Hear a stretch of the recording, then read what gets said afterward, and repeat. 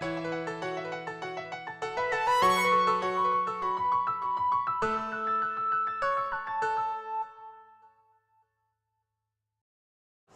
and welcome to another episode of The Academy.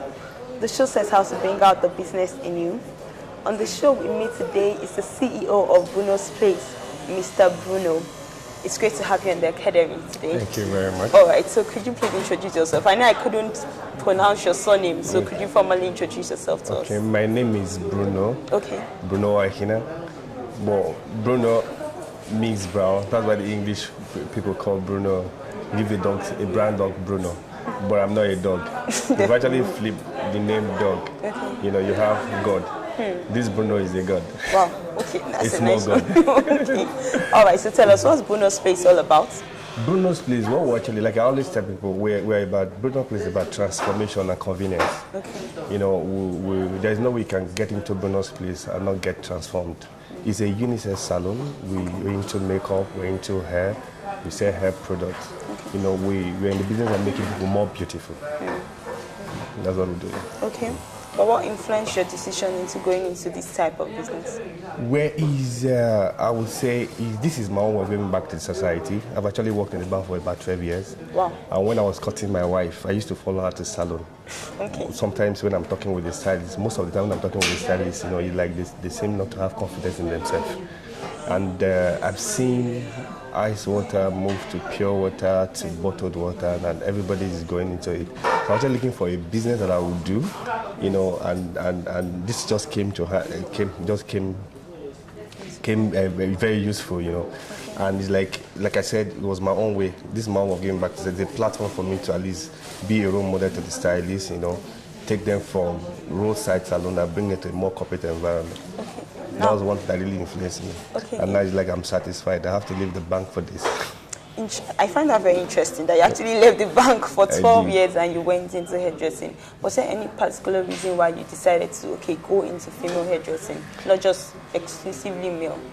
Because I found out this for me, like I said, I was looking for a way to actually connect with people. And one of the easiest way for me to connect with people is this. Because no matter the situation or circumstances, people always do their hair. And it's not a seasonal job, although it has its own peak during the festive season. But people always do their hair. True. Yeah. Has it been lucrative? Yes. And if yes, to what extent? It's been very lucrative. Okay. You know the way it is. You know, like I said, they do hair. I'm looking at numbers. You know, here there's a crowd here. This is the first salon in the mall. Before now, there is no salon in the mall. And you know, a lot of people come here. You know, when I was going to set up the salon, I was thinking to myself, where will I get people like-minded like me? You know, it would be nice for someone like me who have worked in the bank industry to go and do a roadside salon. So I was looking for a place, you know, that I'll be proud of to tell my bosses in the office, my colleagues, okay, this is what I'm doing now, and this is where my salon is located. So that's why I came to the mall. And the mall is very expensive. That's why you have a lot of big salons that are not here, because it's really very expensive. But you know, the more the risk as a businessman, you know. Exactly. But so far it's been wonderful. It's been wonderful. Okay. At least I can tell you I'm not making any loss. Okay. Let me even tell you something very funny. My colleague came, you know, when I left the bank, my salary in the month was $500,000 naira. Okay. So one of my colleagues came and he said, Bruno, are you making as much as that? Exactly. Then I told him, I said, the best way I can explain it to you. When I was working in the bank, it was just me alone. And I was earning 500,000 naira monthly. And from that 500,000, I pay my bills. Now I have about 30 staff. The salary I'm paying in a month is about 1.2 million. So which one is better? Okay. And I'm happy, you know, I have time for myself and all that. Okay, let me ask this person now. Was there any trait of you loving hairdressing right from when you were a child? Yes, those days I used to barb my hair. I used to barb my hair myself. I used to cut myself. Okay. Yeah, I used to barb my hair. Okay, so it came from something that, you know, I'm passionate about. For how long has the company been established for? When I was working, let me take it back. When I was working in the bank, I was actually learning how to make hair as an assistant manager. I can remember those days in the night, I'll put on my diesel generator in the night, 2 o'clock, I'll be using the money cream, I'll be doing my hair. And my wife would think, are you sure you're not mad? And I said, yes, I'm crazy. But she didn't understand it then. You understand? But now she can really appreciate it. You know, actually started way back when I was working in the banking industry. And there was a time when I was working in Prudent Bank after 5 years, then I was asked to resign. So when I came out, you know, I sold one of my cars. Then I set up a salon beside the house.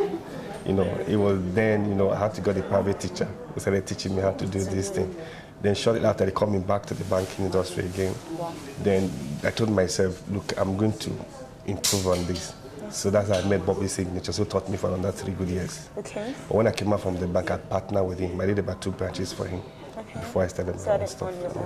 Okay, now looking at from startup, what challenges did you face as in starting up a business in Nigeria? For me, like I always tell people, you know, I'm sure you're expecting to say, oh, I had problem raising money and all that. For me, it's not money. Every business has its own secret. If you know the key success factor in business, you will always find people who will want to invest in you. You understand? When I started, when I left the bank, I actually had more than enough money to set up my own salon. But, you know, God told me that I shouldn't.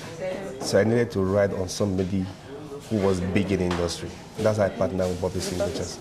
So working with Bobby Signature, I got to know a lot of the key success factors in this business. So when I was going to set up Bruno's place, you know, because I told you this place is very expensive. I had all the money to do the furnishing and all that, but I didn't have all the money for the rent. The rent alone was 5.6 million naira.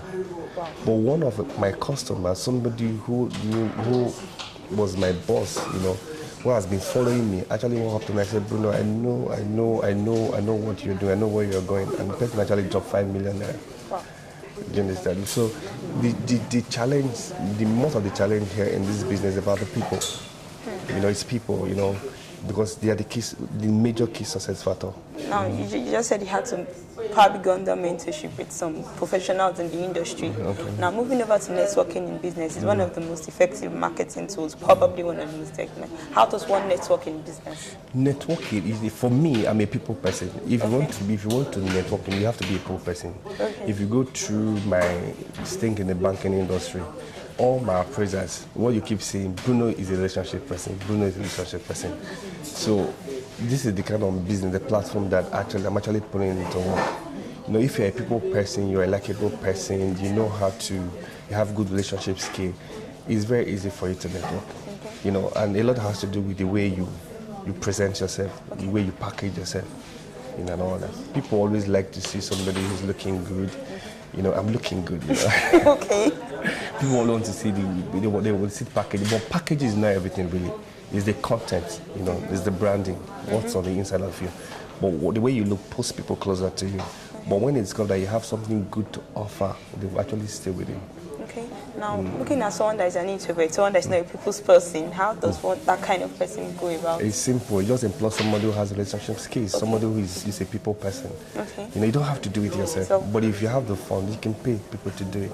Like here, you know, I don't know everything, but I get people who specialize in the things that I don't know. So my own is just to put them together. Now I know networking is not only as in terrestrial now, it has gone online. You see people networking online. How can one successfully network online, especially with the social media medium systems? Online is very powerful. It's a very powerful tool. It's a platform, you know, that you can actually use to reach a lot of people. If you are dealing with people on one-on-one, you can actually go far. But if you know how to really work online, you know, you will get to reach a lot of people. Just a snap of the figure like this. You know, for if you actually want to network via online, you have to get to find out what are the kind of things that people will really love to see. You know, I know people they like colors. You know, people like names. You know, people like to see somebody that is doing very well. You know, that. But if you're able to package yourself and all that and know how to use online, the social media, you really go far. The skills and lessons you've learned while doing this business. Now, what kind of advice do you give to someone that wants to go into such a business? For me, really, what I would like to tell people, in this kind of business, you need 3 major things that you need to do. First, you have to be disciplined. You have to be committed to this business. You know, it doesn't have to be salon. Any small scale business you're doing. Nowadays, I think now is the era of owners manage owners managing business, you know, you have to be there. You have to be committed to it. You must be willing to make a lot of sacrifices. And whatever you do, you have to be passionate about it. If that passion is not there, you know, even if every other thing is okay, but it won't really work. Require a lot of commitment, a lot of sacrifices. You know, do it willingly from your heart. Now, interestingly, I realized that you wrote a book, Ornament of Grace. Could you tell us more about it? And how come from hairdressing to being an author? Okay, let me put it this way. I'm sure this one will shock you. I was never a banker. I actually went to the bank to clean up. Okay.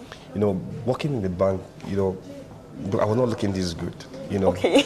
But I know I had the certificate, but I needed to go to a place whereby I'll clean up, you know. And that's what banking did for me. But I also tell people, look, no, I'm not a hairstylist. I had to learn it because I see it as an easy way for me to connect with people. I'm actually a brand person. You know, as a brand person, you know, I'm always looking for tools to express myself.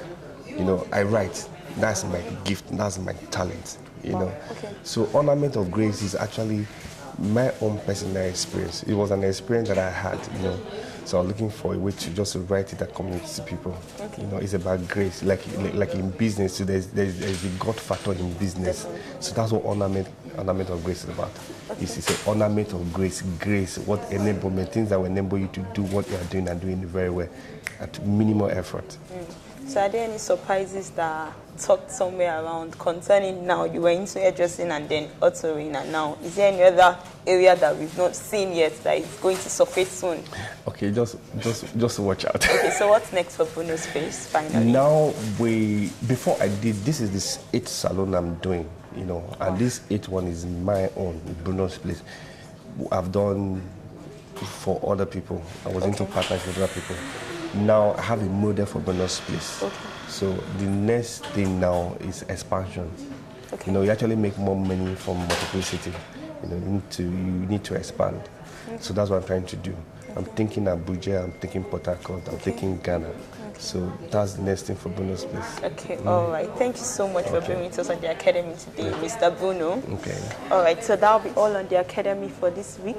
If you have questions on hairdressing or styling or networking in business, or also for patronage of Mr. Bruno's Place and then trainings, you could contact us at the academy@webtvng.com. Also, don't forget that there's something in you that will cause the world to celebrate, and the best time to start it is now. Till next week on the Academy, thank you very much for watching.